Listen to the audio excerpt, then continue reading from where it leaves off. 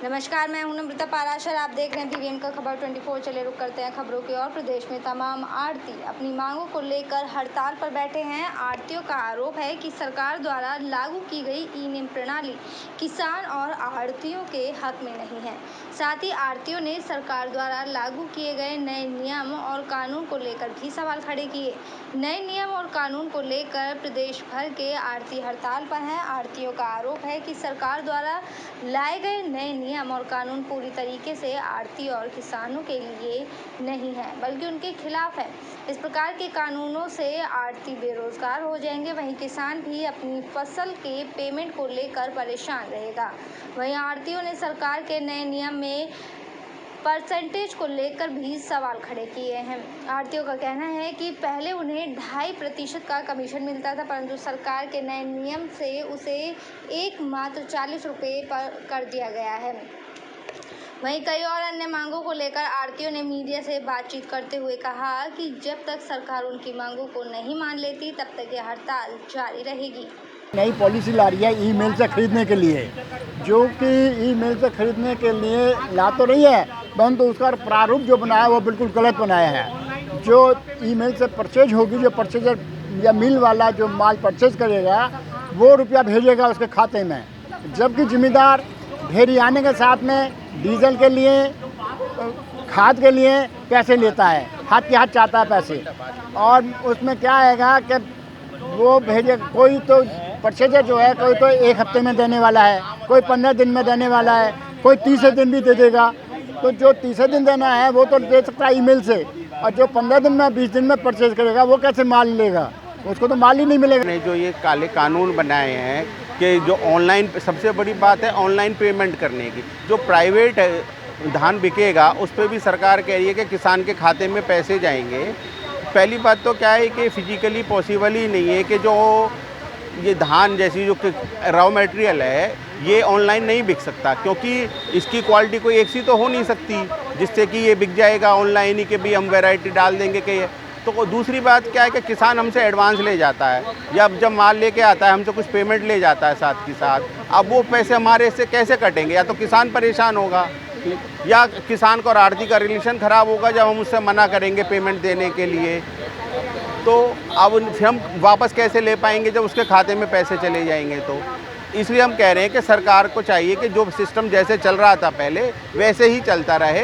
और ये सरकार की, हरियाणा सरकार की, हम जो आढ़तियों का जो व्यापार है इसके प्रति उन सरकार के मन में एक दुर्भावना आ गई है कि इनको हटाओ, ये दल्ले हैं, बिचौलिया हैं, मिडिल मैन हैं, लूटते हैं। ये जो दुर्भावना आ गई है, उनकी आत्मा ये मर चुकी है।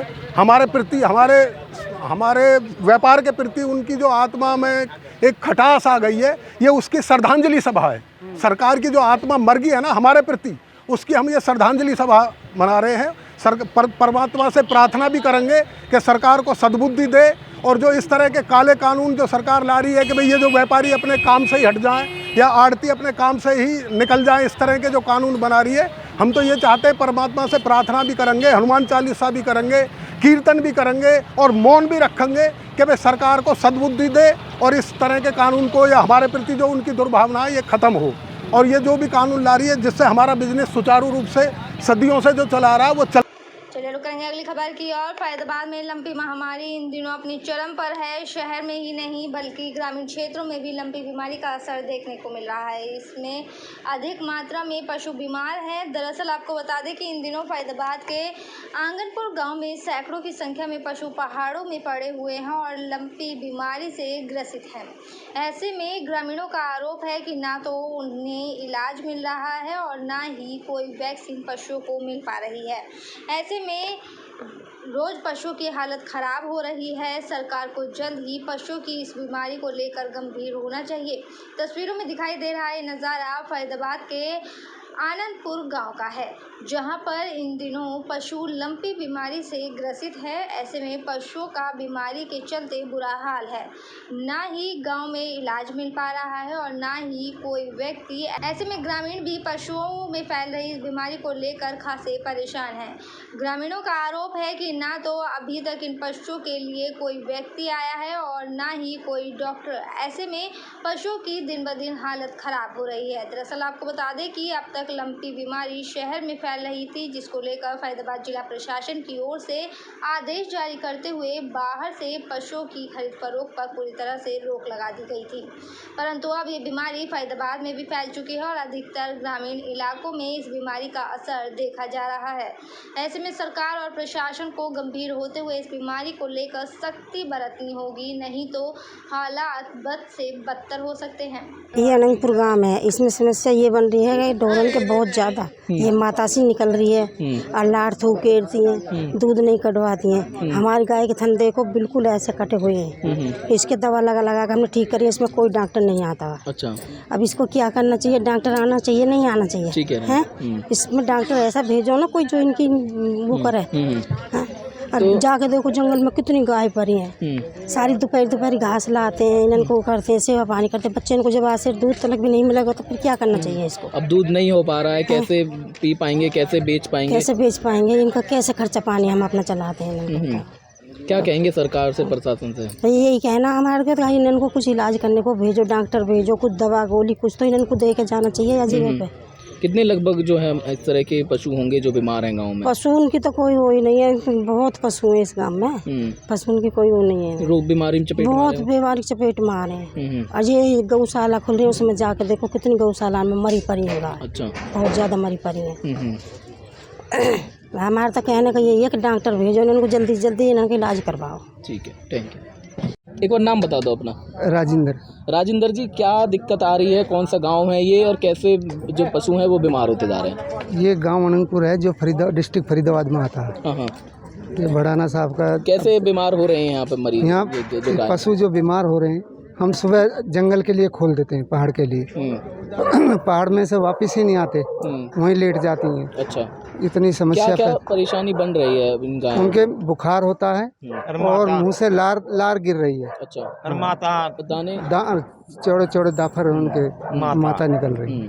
अच्छा, कोई इलाज मिल पा रहा है? कोई वैक्सीन? नहीं, कोई इलाज नहीं, कोई इलाज नहीं मिला। कभी किसी डॉक्टर से संपर्क हुआ या किसी? नहीं, डॉक्टर से तो कोई संपर्क नहीं हुआ। अच्छा, कोई लोग पहुँचे हैं यहाँ वैक्सीनेशन लगाने के लिए? कोई सुझाव? नहीं, वैसे कोई नहीं। अच्छा, ठीक है, शुक्रिया। क्या नाम है जी आपका? जयराम जी, क्या कुछ फैल रही है बीमारी गांव में, कोई इलाज वगैरह मिल पा रहा है? कुछ नहीं पा रहा भाई। तुम आए इस टाइम, तुम बहुत बढ़िया आदमी हो, तुमने बहुत सेवा करी है हिंदुस्तान की। फरीदाबाद 74 के अंदर इलाज वगैरह के लिए किसी डॉक्टर कोई पहुंचा है गांव में? नहीं पहुंचे भाई। अच्छा, नहीं पहुंचे। आप आए हो। क्या क्या परेशानी आ रही है? परेशानी ये आ रही है, माँ से कट गई, राड़ गेर से गौ माता यहाँ तक खोद दे, पहाड़ से नहीं आ रही गौ माता। ठीक, कितनी लगभग संख्या हो गई ऐसे मरीज जो गाय बीमार? कम से कम 1000-3000 गाय पड़ी है पहाड़ के अंदर। अच्छा जी, कीड़ा पड़ रही है, माँ से कट रही है, राड़ गेर रही है। चलो बढ़ेंगे अगली खबर की ओर। बीएसपी सुप्रीमो मायावती ने कहा है कि विपक्ष के प्रति बीजेपी का रवैया द्वेष व अहंकारपूर्ण है। उन्होंने कहा कि सरकार जनहित के प्रति चिंतित नहीं है, यही कारण है कि महंगाई, गरीबी और बेरोजगारी से जूझती जनता के लिए सुधार कार्य नजर नहीं आ रहा है। उन्होंने ट्वीट कर कहा कि यूपी विधानसभा मानसून सत्र से पहले बीजेपी का दावा था कि प्रतिपक्ष यहाँ बेरोजगार है। यहाँ इनकी अहंकारी सोच व गैर जिम्मेदाराना रवैया को उजागर करता है। सरकार की सोच जनहित व जन कल्याण के प्रति ईमानदारी एवं वफादारी साबित करने की होनी चाहिए, न कि प्रतिपक्ष के विरुद्ध द्वेषपूर्ण रवैये की। उन्होंने कहा कि यूपी सरकार अगर प्रदेश के समुचित विकास व जनहित के प्रति चिंतित व गंभीर होती तो उनका ये विपक्ष विरोधी बयान नहीं आता, बल्कि वे बताते कि जबरदस्त महंगाई, गरीबी, बेरोजगारी, गड्ढेयुक्त सड़क, बदतर शिक्षा, स्वास्थ्य व कानून व्यवस्था में नजर आने वाला सुधार किया है व पलायन भी रोका है। रुक करेंगे अब दिल्ली की राजनीति की ओर। दिल्ली में आबकारी नीति मामले में प्रवर्तन निदेशालय यानी कि ईडी ने आम आदमी पार्टी विधायक दुर्गेश पाठक को समन जारी किया है। इस बारे में दिल्ली के डिप्टी सीएम मनीष सिसोदिया ने ट्वीट कर जानकारी दी है। मनीष सिसोदिया ने समन जारी करने पर सवाल उठाया है। उन्होंने कहा कि शराब नीति से दुर्गेश पाठक का क्या संबंध? शराब नीति के बहाने एमसीडी चुनाव को टारगेट किया जा रहा है। डिप्टी सीएम ने बीजेपी को घेरते हुए ट्वीट कर कहा कि आज ईडी ने आपके एमसीडी के चुनाव इंचार्ज दुर्गेश पाठक को समन जारी किया है। दिल्ली सरकार की शराब नीति से हमारे एमसीडी चुनाव इंचार्ज का क्या लेना देना? इनका टारगेट शराब नीति है या एमसीडी चुनाव? चलिए खबरों में बात करेंगे अब दिल्ली के झाम की। दिल्ली की सड़कों पर वाहनों के जाम से होने वाली परेशानियां कम नहीं हो रही हैं। तयशुदा जगहों पर वाहनों की पार्किंग न करने से रोजाना हजारों वाहन चालकों की दिक्कतें बढ़ती जा रही हैं। वाहनों की बेतरतीबी पार्किंग से दिक्कतें लगातार बढ़ रही हैं। 2021 में गलत पार्किंग के सर्वाधिक चालान किए गए। नियमों की अनदेखी पर दिल्ली ट्रैफिक पुलिस ने साल भर में 4,63,732 वाहनों का चालान किया।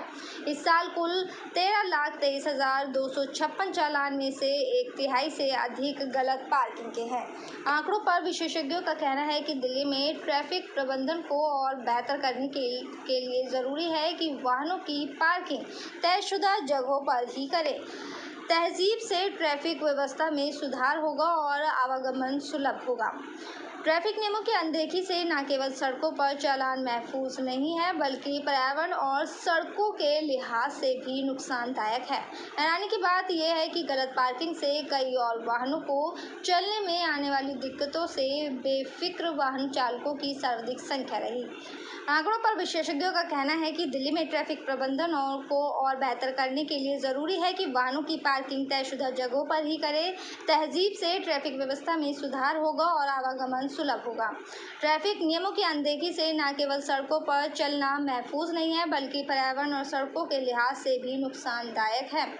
हैरानी की बात तो यह है कि गलत पार्किंग से कई और वाहनों को चलने में आने वाली दिक्कतों से बेफिक्र वाहन चालकों की सर्वाधिक संख्या रही। जानकारों का मानना है कि वाहनों की पार्किंग गलत तरीके से किए जाने से कई वाहनों के लिए परेशानी बढ़ जाती है। कई बार इस कारण वाहनों के टक्कर से भी लोगों को नुकसान का सामना करना पड़ता है। मेरे साथ खबरों में फिलहाल इतना ही। आप बने रहिए BVM के खबर 24 के साथ। फिलहाल मुझे दीजिए इजाज़त। नमस्कार।